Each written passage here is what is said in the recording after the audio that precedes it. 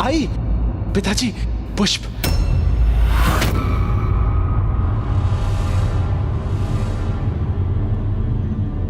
पुष्प तो आपके पास में है।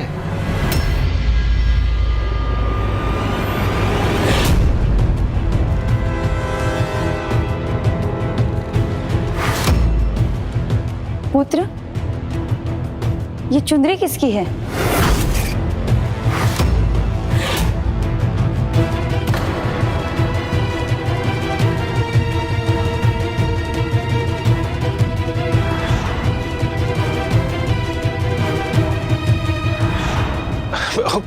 आई पिताजी, वो माँ ने जो प्रश्न किया उसका उत्तर दो।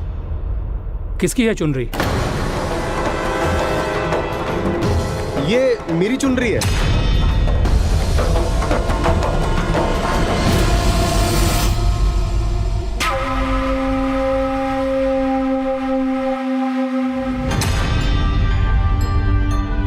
बगीचे में गिर गई थी तो मैंने इनको दे दी थी।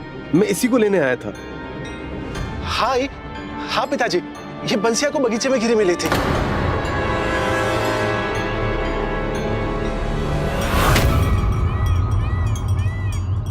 अब तो उसने अपने माता पिता से झूठ कहना भी आरंभ कर दिया है। जल में कुछ भी घोल देने से उसका प्रभाव उसमें भी आ जाता है। ठीक उसी प्रकार प्राणी की संगति में जो गुण होता है वो भी उसी गुण को प्राप्त करता है।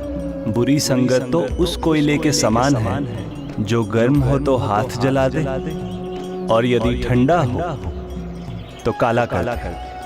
और ऐसे में बुरी संगत करने वाले को पता भी नहीं चलता है कि वो किस दलदल में धंसा जा रहा है। वो वायु प्रवाह तीव्र था तो किसी ने घर में सुखाई होगी तो बगीचे में चली आई। वो पिताजी, आपके पास तो पुष्प है ना, तो इनकी क्या आवश्यकता? ये मैं अपने गोविंद को दे दूंगा। तुम जाओ बंसिया, मैं तुम्हारी चुनरी बाद में लौटा दूंगा।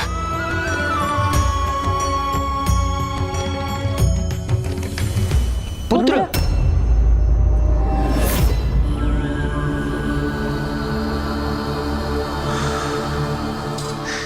बच गया प्रभु, बच गया। प्रभु देखो, मैं आपके लिए पुष्प लेके आया हूं। ये देखिए, वो भी एक सुंदरी की चुनरी में।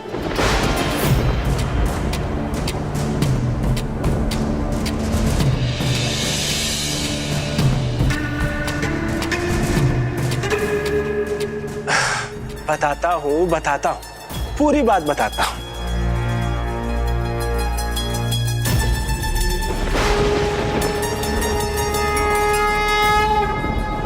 पता है गोविंद, मेरे पास चुनरी देखकर पिताजी को संदेह हो गया, पर मैं क्या करता? मेरे पास झूठ बोलने के सिवा कोई उपाय नहीं था। अब इतना झूठ तो चलता है ना गोविंद? उचित है ना गोविंद? ठीक कहा ना मैंने?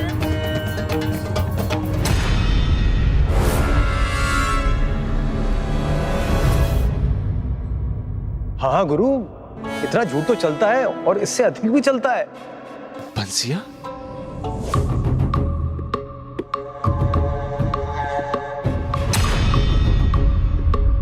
बंसिया, तुम यहाँ क्या कर रहे हो? अरे आप चौंक क्यों गए? मैं वास्तव में चुनरी लेने नहीं आया था। मैं तो ये बताने आया था कि गांव में हाट लगी है। कंगन, पायल, वस्त्र सबकी दुकानें लगेंगी और निकट की सभी सुंदरियां आएंगी वहां पे। अरे आप चलिए तो सही। नहीं, अभी मुझे पूजा करनी है, प्रभु को भोग खिलाना है। आप किसके लिए मना कर रहे हो? इस प्रतिमा के लिए? आपके सामने आपका जीता जागता मित्र खड़ा हुआ है और जो आपको बचाता भी है।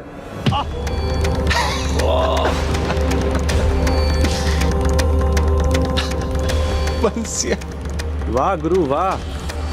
जब मैं गिर गया तो आप हंसने लगे और आप जब फंस गए थे उस चुनरी के साथ तो आपको गोविंद, कृष्ण, जो भी आपका परिवार बुलाता है वो आपको बचाने नहीं आए थे। मैं आपको बचाने आया था वहां पे। अब आप देख लो, हम तो जा रहे हैं। आना हो तो आ जाना, मंडली के साथ वहीं मिलेंगे। बंसिया, पुत्र,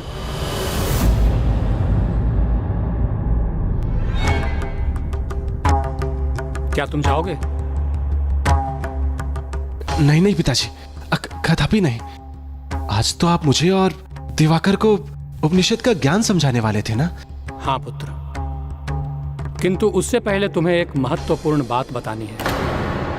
तुम जो भी कर रहे हो बहुत सजग होकर करना पुत्र, क्योंकि तुम पूरे संसार को झूठ बोल सकते हो किंतु अपनी अंतरात्मा और परमात्मा से कभी झूठ नहीं कह सकोगे। उन्हें सदा सत्य ज्ञात होगा। और एक सत्य और समझ लो, तुम्हारी संगति तुम्हारे चरित्र को निर्धारित करती है, इसलिए उसका चुनाव बहुत सावधानी से करो। जिसके संग रहने से गति बढ़ जाए वो संगति। कुसंगे मित्र विष के समान है, जबकि एक अच्छा मित्र औषधि के समान। इसी से नियत होगा कि तुम कैसे भविष्य का निर्माण करना चाहते हो। तुम्हारी माता भोजन के लिए प्रतीक्षा कर रही है। पूजा संपन्न कर आ जाना। जी पिताजी।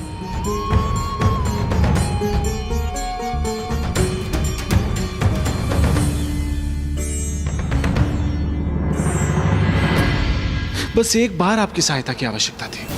कर नहीं सकते थे आप? पिताजी को यह सब क्यों ज्ञात हुआ? नहीं होना चाहिए था ना? आप सचेत कर देते मुझे। एक छोटी सी बात ही तो छिपानी थी उनसे।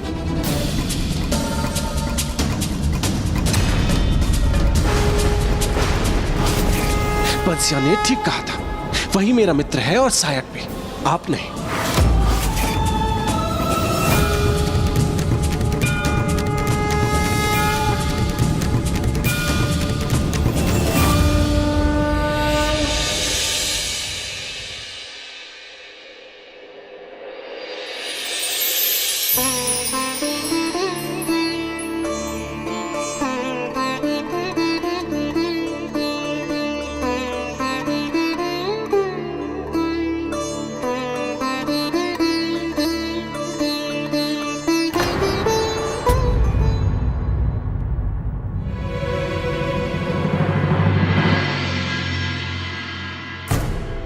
ये बताने आया था गांव में हाट लगी है और निकट की सभी सुंदरियां आएंगी वहां पे। क्या पता किससे भेंट हो जाए आपकी। पुंडलिक का ध्यान तो कहीं और ही है। तुम जो भी कर रहे हो बहुत सजग होकर करना पड़ता, क्योंकि तुम पूरे संसार को झूठ बोल सकते हो किंतु अपनी अंतरात्मा और परमात्मा से कभी झूठ नहीं कह सकोगे।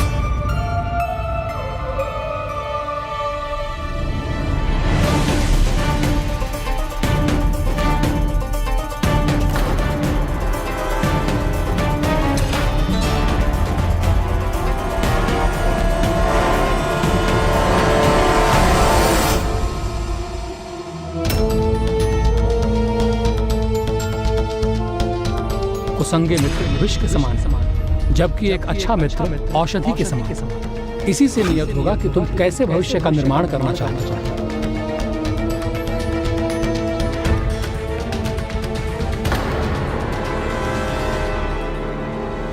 आज तो उसने स्वयं को रोक लिया, किंतु आगे ऐसा कर सकेगा? ये तो समय ही बताएगा। आप चिंता छोड़ दीजिए स्वामी। प्रभु गोपाला की कृपा से सब कुशल हो जाएगा।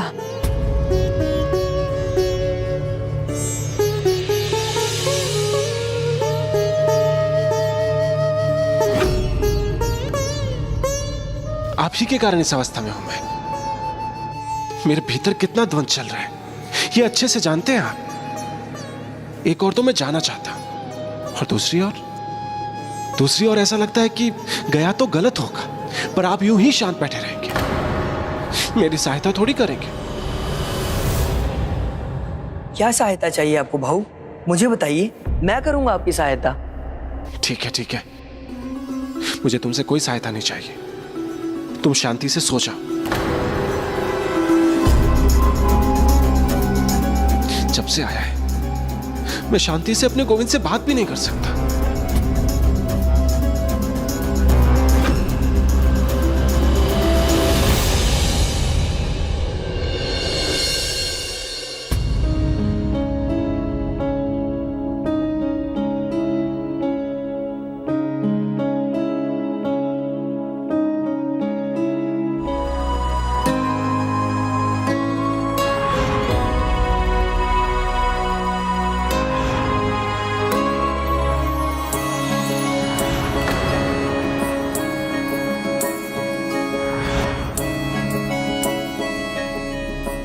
एवढी चिंता करू नका स्वामी, उसकी तो आयु ही ऐसी है। ऐसी आयु में युवकों का मन विचलित होता है, किंतु जो बचपन से गोविंद गोविंद करता आया हो, क्या थोड़ी संगति बदलने से भला वो भटक सकता है? आप उस पर विश्वास रखिए। अब अपने नेत्र बंद कीजिए और सो जाइए।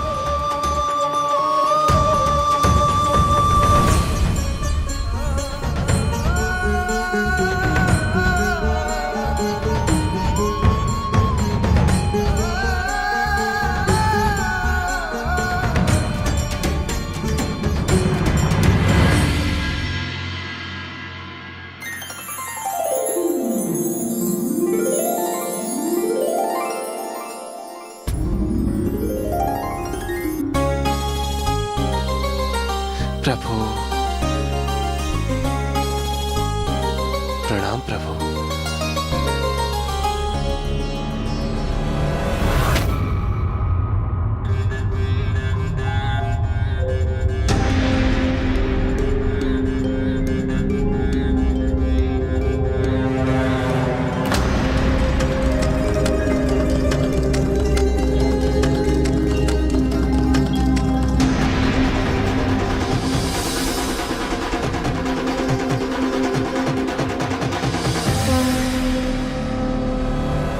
प्रणाम प्रभु।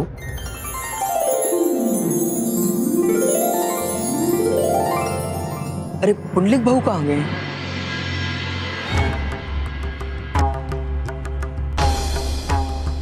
ताऊ जी, पुंडलिक बहू कहाँ गए? भोर में ही कहाँ चला गया वो? पूजा के लिए पुष्प लाने, और कहाँ?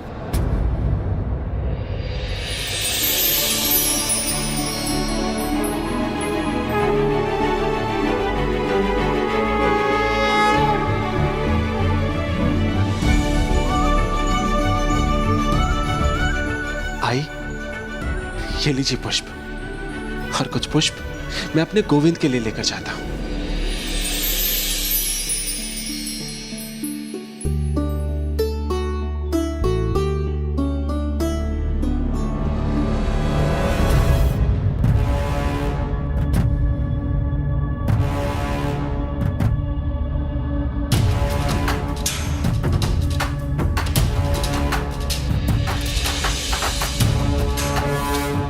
गोविंद, आपने तो कोई समाधान दिया नहीं, पर मैंने ढूंढ लिया।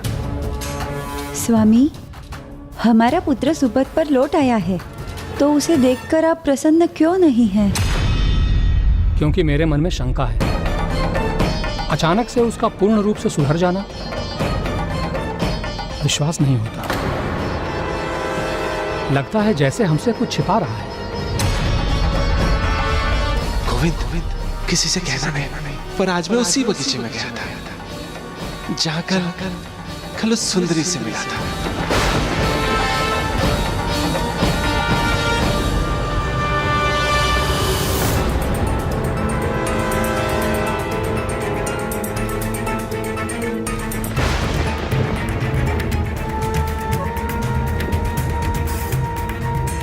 अब आप ही बताओ प्रभु, पिताजी भी दुखी नहीं हुए और मुझे भी आनंद आया, तो देखा समाधान मिल गया ना मुझे। कभी तो उस प्रतिमा को छोड़कर अपने वास्तविक मित्रों से बात करो गुरु। हम यहाँ हैं, हाटबाज के पुतले। क्या हुआ? हमारे साथ आने का साहस नहीं हुआ ना? बंसिया, मुझे अभी कुछ महत्वपूर्ण कार्य करने हैं। अरे इतना तो आपने भी पढ़ा होगा, पूजा पाठ जीवन के अंतिम आश्रम संन्यास आश्रम के लिए बने हैं।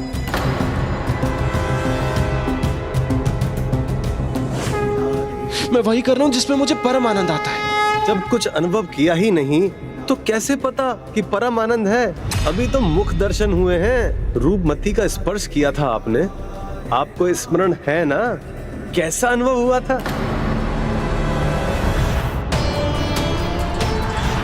जिसके संग रहने से गति बढ़ जाए वो संगति, कुसंगे मित्र विष के समान है, जबकि एक अच्छा मित्र औषधि के समान है।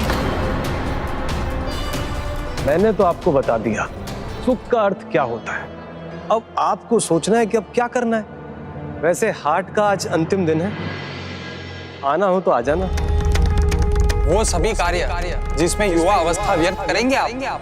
पूजा पाठ जीवन के अंतिम आश्रम संन्यास आश्रम के लिए बने हैं।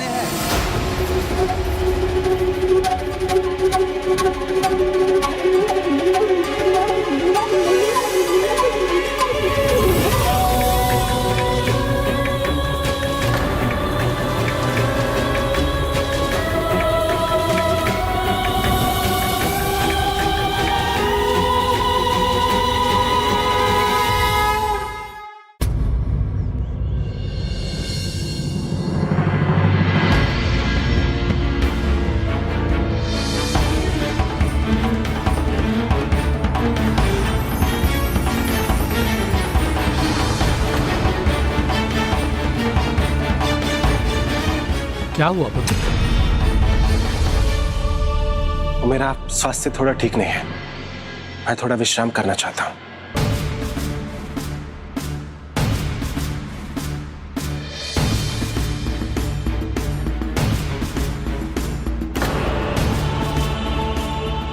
तुम जो भी कर रहे हो बहुत सजग होकर करना पड़ता। आप किसके लिए मना कर रहे हो? इस प्रतिमा के लिए? पूजा पाठ जीवन के अंतिम आश्रम संन्यास आश्रम के लिए बने हैं। जो आपको विचित्र आभास हुआ था ना, उससे अनेक गुना सुख का आभास होगा आपको। जिसके संग रहने से गति बढ़ जाए वो संग तो कैसे पता वो संग परम आनंद विश्व है? समान, जबकि एक अभी तो अच्छा मन का व्यक्ति मिलना औषधि बाकी है। एक किसी बार से वो नियम मिल होगा जाए कि तुम कैसे भविष्य का निर्माण करना फिर तो आनंद ही आनंद है।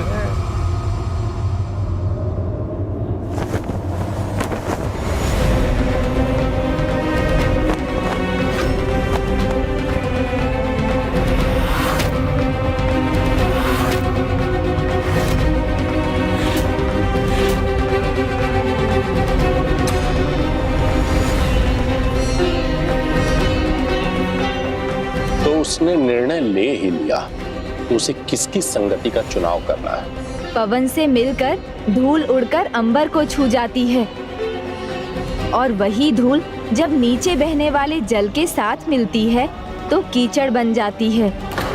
कुसंगति विकार को ही जन्म देती है और यही पुंडलिक के साथ हो रहा था।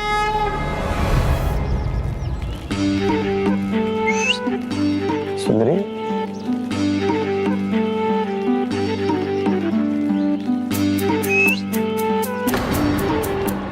आहा, अद्भुत।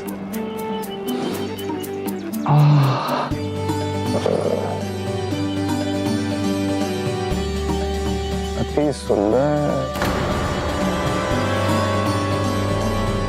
बंसी,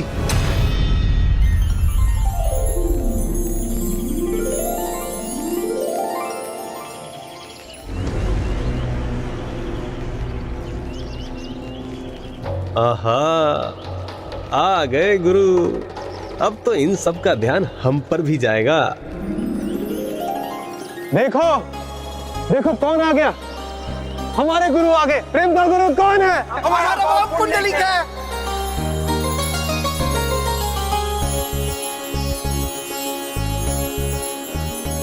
देखो गुरु, चारों ओर देखो, आनंद ही आनंद, परम आनंद। अब बताओ, प्रभु की प्रतिमा के सामने बैठने में आनंद है या फिर यहाँ? प्रेम का गुरु कौन है? हमारा भाई पुंडलिक है। प्रेम का गुरु कौन है? हमारा भाई पुंडलिक है।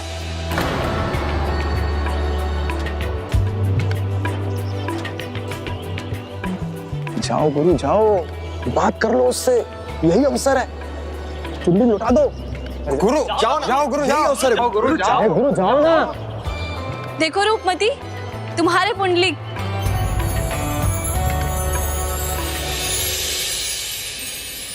लगता है तुम्हारी ओर बढ़ रहा है वो, और एक चुनरी भी लाया है तुम्हारे लिए।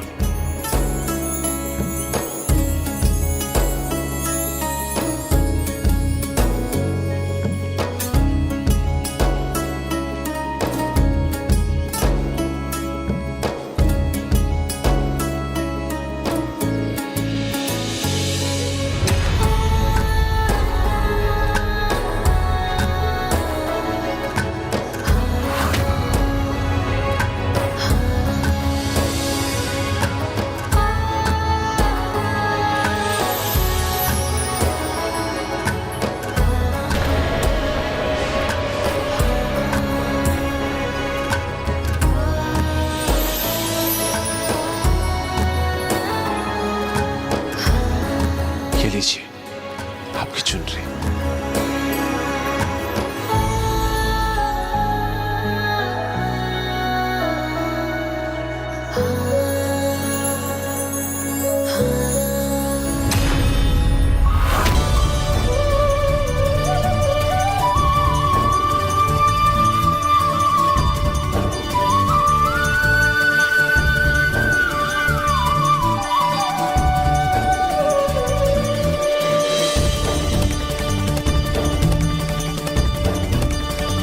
प्रेम का गुरु कौन है? हमारा भाव पुंडलिक है। प्रेम का गुरु कौन है? हमारा भाव पुंडलिक है। प्रेम का गुरु कौन है? हमारा भाव पुंडलिक है। अब ये भी दूसरों के समान हो गया।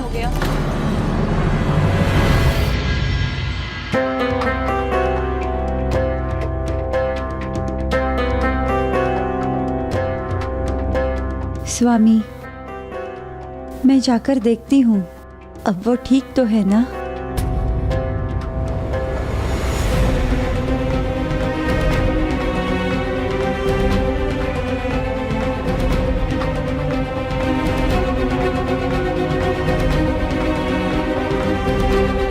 यहाँ तो कोई नहीं।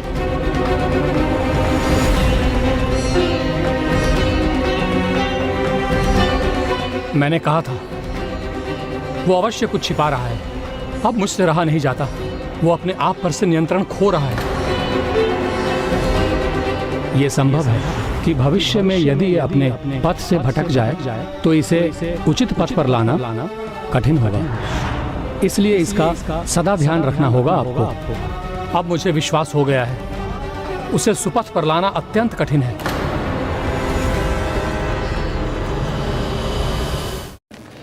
गुरु, अब निर्णय आपके हाथ में है। युवा अवस्था का आनंद लेना है या फिर यूं ही व्यर्थ करना है?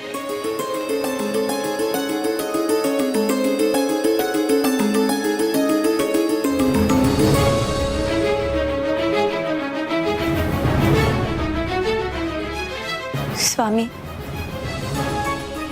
आप चिंता मत कीजिए। कभी कभी लोग अपनी दिनचर्या भंग करते हैं, किंतु फिर कुछ ही समय में उस पर लौट आते हैं। मुझे नहीं लगता। हमारा पुत्र पथ से इतना भटक चुका है कि अब वो लौट नहीं सकता। उसने अब तक अपने पिता का कोमल हृदय ही देखा है, किंतु अब और नहीं। अब उसे मेरे कठोर स्वभाव का सामना करना होगा।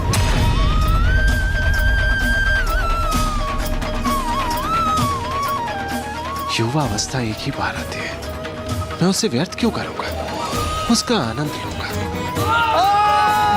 प्रेम का गुरु कौन है? हमारा भाव पुंडलिक है। प्रेम का गुरु कौन है?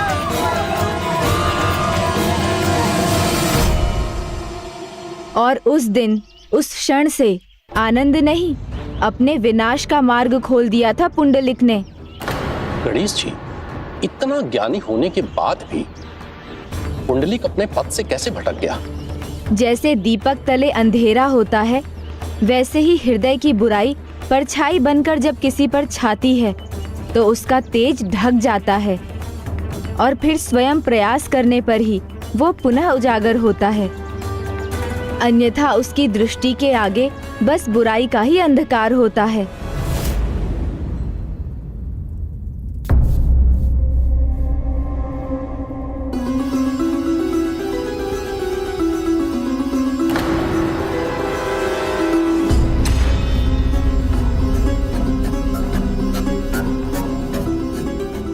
पुंडलिक,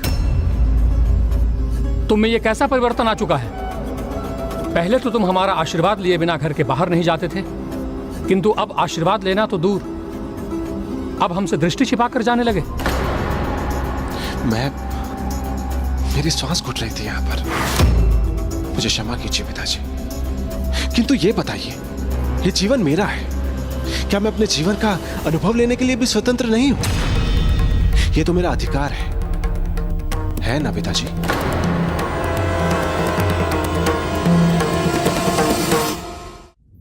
अधिकार अनुभव प्राप्त करने का?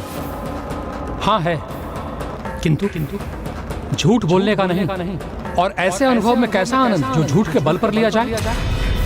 अभी मैं आपसे किसी प्रकार का तर्क वितर्क नहीं करना चाहता। और वैसे भी अभी मैं बहुत थका हुआ हूं। कुंडलिक, स्वामी, जाने दीजिए उसे। मैं उसे समझाऊंगी, वो आपका कहा मानेगा। उसे मानना ही होगा। जो आज उसने किया है वो फिर कभी नहीं करेगा। नहीं देवी, कुसंगति ने उसे पूर्ण रूप से परिवर्तित कर दिया है, इसलिए ना ही आपकी वो सुनेगा और ना ही आपके कहे के अनुसार चलेगा।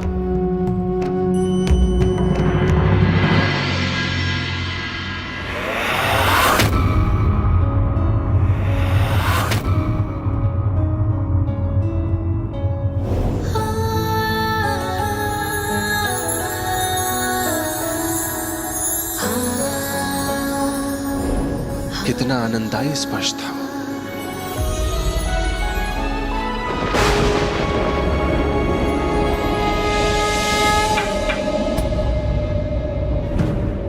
क्या गिरा वहां पर? बांसुरी?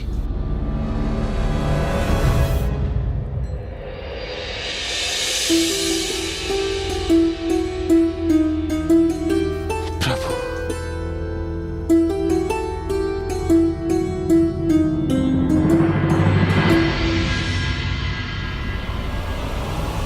ये आयु ऐसी कन्याओं के चरणों में न्यौछावर करने की है, प्रतिमा के सामने बैठे रहने की नहीं। गुरु, अब निर्णय आपके हाथ में है। युवा अवस्था का आनंद लेना है या फिर यूं ही व्यर्थ करना है? निर्णय ले चुका हूं मैं। अपनी युवा अवस्था व्यर्थ नहीं करूंगा मैं। बचपन से आपकी ही पूजा की मैंने। अपना भगवान, अपना मित्र, अपना गुरु, अपना मार्गदर्शक माना। सदा आपकी संगति में रहा। अपनी एक एक बात साझा की आपसे, किंतु आपने जीवन के इतने बड़े सुख से मुझे वंचित रखा। सदैव आपके पिताजी की, आई की बात सुनी, किंतु अब नहीं।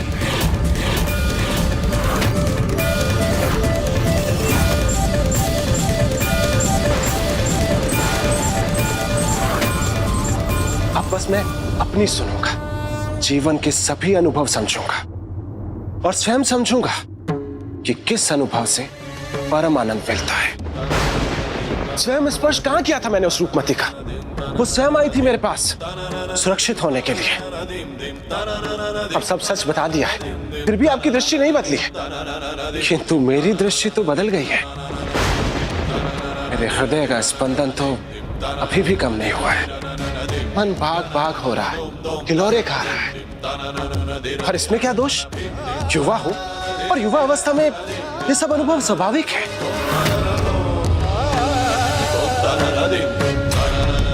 किसे समझाने का प्रयास कर रहा हूं मैं?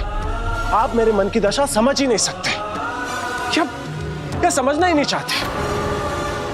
वंश्य उचित कहता है, वही है मेरा वास्तविक साथी। आप नहीं, वही है मेरा वास्तविक साथी, आप नहीं।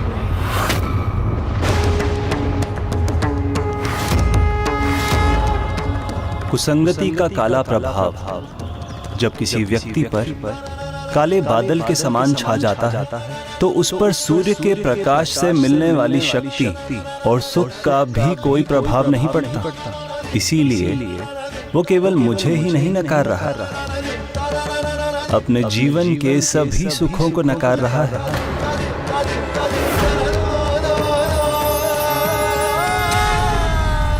देखना है तो देखिए मुझे कोई ग्लानि नहीं, और आपको मुझे दोष देने का कोई अधिकार नहीं, क्योंकि आप तो मुझे इस आनंददायी सुख से परिचित ही नहीं कराना चाहते थे।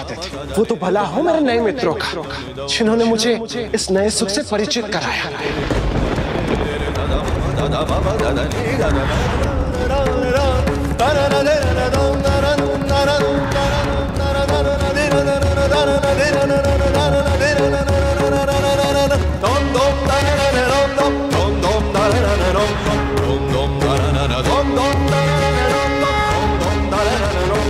भ्राता,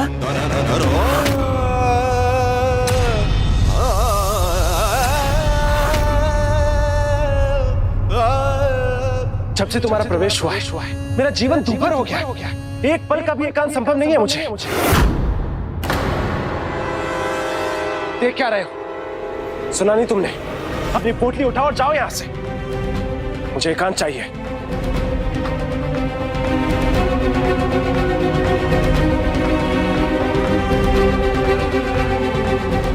कोई सामान्य व्यक्ति पथभ्रष्ट होता तो उसे उचित मार्ग पर लाना सरल था, किंतु पुंडलिक जैसा भक्त, उसके पथभ्रष्ट होने का अर्थ था कि उसे वापस लाना अत्यंत कठिन था।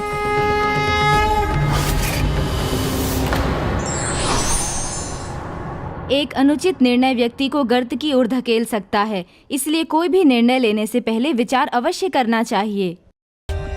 For more updates, subscribe to our channel, click the show links and enjoy watching the videos.